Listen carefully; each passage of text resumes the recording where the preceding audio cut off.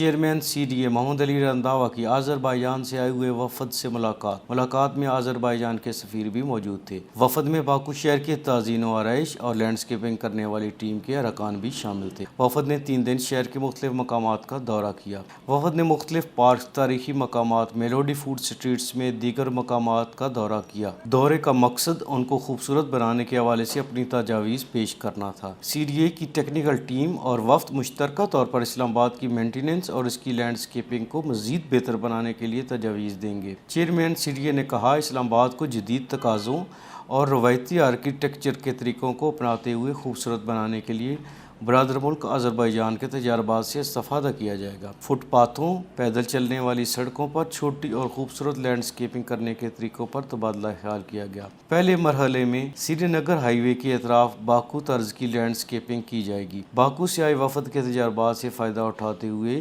اسلام آباد food street کو بہتر بنایا جائے گا۔ شہر کی خوبصورتی کے لیے شارٹ ٹرم، مڈ ٹرم اور لانگ ٹرم منصوبوں پر کام کیا جائے گا۔ وفد نے CDA کی طرف سے کی گئی میزبانی کا شکریہ ادا کیا۔ مزید معلوماتی ویڈیو دیکھنے کے لیے دیکھتے رہیے خلیج نیوز۔